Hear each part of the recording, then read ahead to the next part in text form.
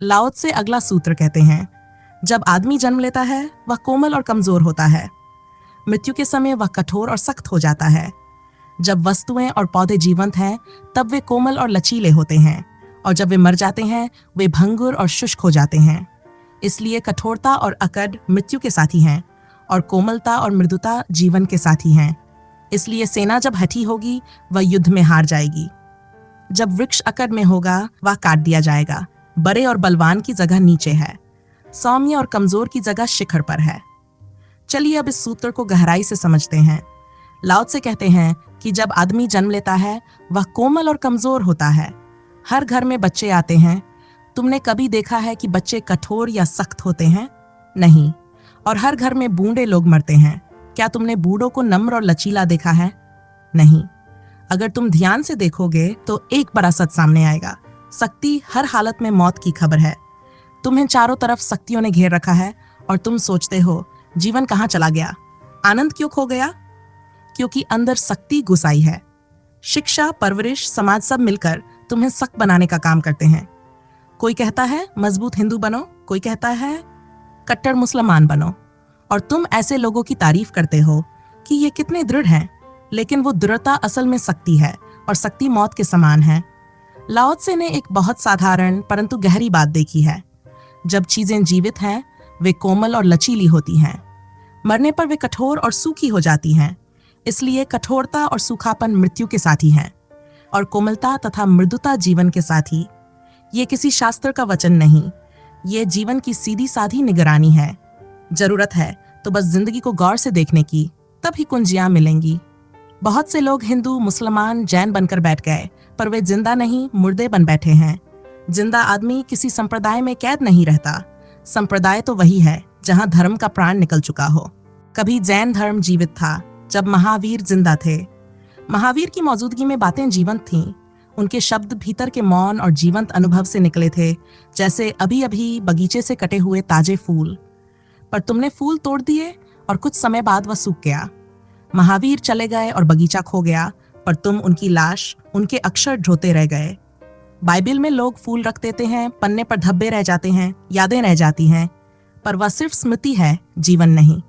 शब्द जब जीवंत होते हैं तब वे चेतन होते हैं। जब शब्द मृत हो जाएं तो वे बस निशान छोड़ते हैं कि कभी वहां किसी नदी की धारा थी, पर अब वह नदी नहीं रही। संप्रदाय एक मृत घटना है। इसलिए सांप्रदायिक लोग सख्त दिखते हैं, और धार्मिक, जिसका अर्थ है जीवित धर्म, वह कोमल और लचीला होता है। धार्मिक व्यक्ति विनम्र होता है, वह झुकने को तैयार होता है और नए सत्य को स्वीकार करने के लिए खुला रहता है। अगर तुम नया आकाश दिखाओगे वह आंख नहीं बंद करेगा। वह पुराने आकाश को नए से जोड़कर और बड़ा आकाश अपनाएगा। शास्त्र कभी भी पूरी तरह सत्य को समेट नहीं सकते। इसलिए सच्चा धार्मिक व्यक्ति छोटे बच्चे सा रहता है, कोमल और लचीला। इसीलिए लाओ त्से कहते हैं, जन्म के बाद बच्चा कोमल और कमजोर होता है, और यही सारा राज है। पर तुम कोमलता चाहते हो, पर कमजोरी नहीं, और कोमलता का साथ कमजोरी से ही आता है। तुम कमजोरी को नापसंद करते हो, इसलिए सख्त बनना पसंद करते हो, क्योंकि सख्त दिखने में शक्ति लगती है। गणित सीधा है, सख्त मतलब ताकत, कोमल मतलब कमजोरी। पर लाओ त्से कहते हैं कि जीवन ही कमजोर है, केवल मृत्यु ही ताकतवर है। मरते हुए इंसान को तुम बदल नहीं सकते, वह पूरी तरह सख्त हो चुका है। चाहे उसे मुसलमान बनाओ या हिंदू, क्या फर्क पड़ेगा? मरा हुआ तो मर गया, उसकी कोई चाल नहीं। उसकी शक्ति इतनी है कि तुम उसकी हृदय तक आवाज नहीं पहुंचा पाओगे। जीवित होना मतलब कमजोर होना। कमजोर का अर्थ यहाँ यही है कि जो टूट सकता है, मिट सकता है, खो सकता है, और इसलिए जीवित है। फूल और चट्टान का उदाहरण लो। चट्टान कल भी रही, परसों भी रहेगी। फूल आज खिला है, शाम को गिर जाएगा। क्या तुम कहोगे कि चट्टान बेहतर है क्योंकि मजबूत है? फूल को मिट्टी करना आसान है, बिना तुम्हारे हाथ के भी समय उसे मिटा देगा। पर फूल के पास जीवन है और सुंदरता है, हालांकि वह क्षणिक है, पर है। इसलिए फूल कमजोर है क्योंकि उसके पास कुछ है जो खो सकता है, और जिसके पास कुछ है वही कमजोर होगा, जिसके पास कुछ नहीं वही मजबूत होगा। जितनी एक आंतरिक संपदा तुम हरास होगी, उतना अधिक तुम कमजोर होगे, क्योंकि खोने की संभावना बढ़ जाती है। बुद्ध और लाओ त्से जैसे लोग सबसे ज्यादा कमजोर हैं, पर उनकी कोमलता में जीवन की महान संपदा है। उनके अंदर फूलों की बहार है, हजारों फूल खिले हैं। जिसके पास है उसके खोने का डर होता है, जिसके पास कुछ नहीं उसे खोने की क्या बात। जब तुम ध्यान में उतरते हो तुम्हें भी ऐसा लगेगा भीतर जैसे कोई फूल खिलने लगा। तब तुम्हारा हर शब्द, हर कदम होश से भर जाएगा। तुम लड़ाई नहीं करोगे, झगड़े से बचोगे, क्योंकि अब तुम्हारे पास कुछ है जो क्रोध की आग में जल सकता है, विवाद में टूट सकता है। जिसके भीतर कुछ अनमोल जन्म ले रहा होता है वह स्वाभाविक रूप से कमजोर हो जाता है। जैसे गर्भवती स्त्री, उसके भीतर नया जीवन है, वह कोमल हो जाती है, उसके चेहरे पर एक दिव्य आभा आ जाती है। पहले वह रेगिस्तान थी, अब उसमें जीवन का बीज पनप रहा है। वह धीरे चलती है, सावधानी से उठती है, क्योंकि अब कुछ बचाने योग्य है, कुछ उससे भी अधिक मूल्यवान, जिसके लिए वह अपना जीवन भी दे सकती है। दुनिया में चट्टानें मजबूत दिखती हैं, फूल कमजोर, पर चट्टान की मजबूती किस काम की? वह तो मर चुकी है, उसे कोई तोड़ने भी नहीं आएगा। उसकी सुरक्षा कब्र की सुरक्षा है। फूल क्षणिक है, पर उसमें जीवन है, सुगंध है, रंग है, प्राण है, जीवन कोमल है। और जब तक तुम कोमल और कमजोर होने को तैयार हो तभी तक तुम जीवित हो। जिस दिन तुम सख्त हुए उसी दिन जीवन तुमसे दूर होने लगता है। मृत्यु ही सख्त होती है और तुम ताकत चाहते हो, शक्ति चाहते हो, इसलिए तुम कब्रों जैसे हो जाते हो। धार्मिक व्यक्ति कमजोर होता है, लेकिन यही उसकी महानता है। प्रार्थना में बैठा व्यक्ति घुटनों पर झुका रोता हुआ वह फिर से बच्चा हो गया है। उसके भीतर दूसरा जन्म शुरू हुआ है। पहले वह रेगिस्तान था, अब उसके भीतर नया जन्म हो रहा है। समस्या यह है कि तुम कोमलता तो चाहते हो लेकिन कमजोरी नहीं, और कोमलता हमेशा कमजोरी के साथ आती है। तुम शक्ति चाहते हो और यही तुम्हारा पतन है। यही नीत्शे ने कहा, मनुष्य का सार शक्ति की इच्छा है। उसने सौंदर्य सैनिकों की संगीनों में देखा, कदमताल में देखा, वह सौंदर्य बहुत कठोर था और नीत्शे अंत में पागल हो गया। लाओ त्से ने कोमलता को अपनाया और परमज्ञानी हो गए। तुम धन इकट्ठा करते हो क्योंकि वह शक्ति है। जेब में पैसा है तो उसमें अनगिनत चीजें छिपी हैं। तुम आदेश दे सकते हो, खरीद सकते हो, नियंत्रित कर सकते हो, इसलिए तुम धन कमाते हो। शक्ति का पुजारी कहता है, पहले धन कमाओ, बाकी सब अपने आप आ जाएगा। संत कहते हैं, पहले ईश्वर का राज्य खोजो, बाकी सब अपने आप आ जाएगा। और शक्ति के खोजी कह देते हैं, पहले धन ढूंढो, फिर धर्म भी आ जाएगा, मंदिर बना देना, दान दे देना, सब हो जाएगा। लेकिन भीतर खिलता फूल वह धन से नहीं मिलता, शक्ति से नहीं मिलता। वह तब आता है जब तुम कोमल होते हो, कमजोर होते हो, समर्पित होते हो, जब तुम पत्थर नहीं रहते, फूल बन जाते हो। शक्ति का खोजी धन खोजता है, पद खोजता है या राजनीति खोजता है, क्योंकि जितना बड़ा पद मिलेगा उतने लोगों की जिंदगी और मौत उसके हाथ में होगी। राष्ट्रपति बनो और तुम्हारी सत्ता में है करोड़ लोगों की तकदीरें। युद्ध करवा दो, लाखों मरेंगे, युद्ध रोको, लाखों बचेंगे, इतनी भयंकर शक्ति मिल जाती है। इसलिए शक्ति का खोजी हर रूप में शक्ति ढूंढता है। पर ध्यान रहे, ताकत जितनी बढ़े उतना ही तुम मरते चले जाओगे, उतनी ही तुम्हारी नम्यता, लचक, मृदुता खोती जाएगी। धनपति और त्यागी कभी झुकते नहीं, हमेशा अकड़ में रहते हैं। सख्ती और कठोरता के साथ जीवन सूखने लगता है। तुम्हारी हड्डी कठोर होती जाती है, पर भीतर का प्राण कमजोर पड़ता है। शक्ति की आकांक्षा का वास्तविक अर्थ है दूसरे पर कब्जा करना। पर ध्यान से देखो तो वही इंसान जो कमजोर है वही दूसरे पर कब्जा करना चाहता है, क्योंकि कमजोर को भय है। और वही जिसने सचमुच कमजोरी स्वीकार कर ली वही असल में शक्तिशाली है। वह भय से मुक्त है।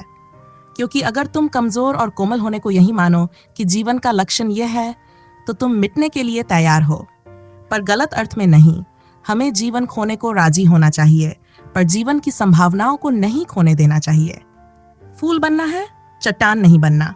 फूल मुरझाएगा, पर फूल के भीतर जो सौंदर्य और अर्थ आता है वह किसी चट्टान की कालिमा में नहीं।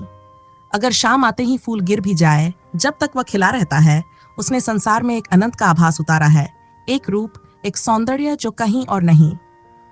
पत्थर का अनंतकालीन पड़े रहना कभी उस क्षणिक वीणा की तरह नहीं बच सकता। पत्थर बस कब्र की निशानी है, फूल जीवन का, प्रेम का, सौंदर्य का दूत है। इसलिए लाओ त्से कहते हैं, जब इंसान जन्म लेता है वह कोमल आता है, मुलायम, लचीला, जीवन से भरा, और जब मरता है तो सख्त हो जाता है, जड़ हो जाता है। पेड़ पौधे भी ऐसे ही हैं, जब तक जीवित हैं, नर्म हैं, झुक जाते हैं, और जब मर जाते हैं तो सूखे और टूटने वाले हो जाते हैं। जीवन को ध्यान से देखो, छोटे छोटे पौधे तूफान में बच जाते हैं, बड़े बड़े ताकतवर पेड़ जड़ से उखड़ जाते हैं। छोटे पौधे लड़ते नहीं, बस झुक जाते हैं, और तूफान गुजरते ही फिर सीधे खड़े हो जाते हैं। वहीं बड़े पेड़ गिर जाते हैं और फिर उठ नहीं पाते। जीवन नम्यता है, लचक है। जितने तुम नरम उतने जीवित, जितने अकड़ोगे उतने ही मृत्यु के करीब। सोचो, क्या तुम अपने विचारों में लचीले हो? क्या तुम किसी विरोधी की बात शांत मन से सुन सकते हो? क्या तुम अपनी मान्यता से अलग सत्य को जगह दे सकते हो, या बस जिद में कह दोगे केवल मेरा ही सच सही है? सच तो यह है, जहां लचीलापन है वहां ज्ञान बहता है। जिस क्षण तुम सख्त हुए, ज्ञान रुक गया। जो कहे मैं ही सही, बाकी सब गलत, वह भी नादान है। जीवन बहुत विशाल है, अनंत है। हमने बस उसका एक किनारा छुआ है। बाकी संसार भी सत्य से भरा है। जिसने हमारे विपरीत कुछ कहा, उसमें भी सच्चाई हो सकती है, अगर हम सुनना सीख जाएं। किसी ने कहा परमात्मा प्रकाश है, क्योंकि सत्य के आने से सब स्पष्ट हो जाता है। किसी और ने कहा परमात्मा अंधकार है, क्योंकि अंधकार में गहरी शांति है, सीमा नहीं, अंत नहीं। दोनों ही सही हैं, क्योंकि जीवन इतना बड़ा है कि सबको समा लेता है। अगर तुम लचीले हो तो हर जगह सत्य दिखेगा। अगर जिद्दी हो गए तो सत्य भी छूट जाएगा। सख्ती मौत को बुलाती है, लचीलापन जीवन का द्वार है। मृत्यु शरीर को छू सकती है, मगर उस जीवन चेतना को नहीं जो नम्य है, कमल की तरह, जिसे जल छू नहीं सकता। कहीं भी सख्त मत होना, ना विचारों में, ना मान्यताओं में, ना ही प्रेम में। क्योंकि प्रेम भी अगर कठोर हो जाए तो मंदिर नहीं, कारागार बन जाता है। जिसे हम प्यार करते हैं उसी में सबसे जल्दी अंधे हो जाते हैं। फिर वही मानसिक जेल बन जाती है और हम जीवित होते हुए भी मर जाते हैं। याद रखना, सत्य का खोजी खुला रहता है। जो भी सामने आए, चाहे मित्र हो या आलोचक, तुम उससे सीख पाओ। जो तुम्हारे खिलाफ बोले उसे भी ध्यान से सुनो, हो सकता है वही तुम्हारी आंख खोल दे। सत्य नदी कुओं में भेद नहीं करता, प्यासे को बस पानी चाहिए। और जब तुम आलोचक का भी धन्यवाद कर सको, तब तुम जीत गए, तुम मरने से बच गए। खुले रहो, लचीले रहो, जीवन की धारा बनकर बहो। सत्य की खोज करो, स्वामित्व की नहीं। प्रेम करो, लेकिन प्रेम में भी सजग रहो, कहीं वही बांध ना बन जाए। और ध्यान रखना, शास्त्रों की वजह से बहुत लोग मर चुके हैं, अंदर से मर चुके हैं। तुम उनमें मत शामिल होना। खुले रहना, सांस लेते रहना, सुनते रहना और झुकते रहना, क्योंकि जो झुकता है वही बचता है, वही जीवन को छू पाता है। लाओ त्से कहते हैं, जब वस्तुएं और पौधे जीवित होते हैं वे कोमल और लचीले होते हैं, और जब मर जाते हैं तो सूखे और भंगुर। यही बात मन पर भी लागू होती है। इसलिए बोलो तो अपने अनुभव से, अपने हृदय से। अगर शब्द पांडित्य से आए, बेहतर है चुप रहो। जो हृदय से उतर कर आता है वह दूसरे के हृदय तक पहुंचता है। जो खोपड़ी से आता है खोपड़ी तक ही रह जाता है। गहराई जितनी अधिक, प्रभाव उतना गहरा। आत्मा से निकला शब्द आत्मा तक पहुंचता है। जब चीजें मरती हैं वे कठोर हो जाती हैं। ऐसी ही जड़ता विद्वानों में है, सांप्रदायिक सोच में है। कठोरता मृत्यु की साथी है, और हम मृत्यु से बचना चाहते हुए भी कठोर होते जाते हैं। एक हाथ से जीवन बनाएं, दूसरे से तोड़ दें, यही द्वंद्व चिंता बनकर हमें घेरता है।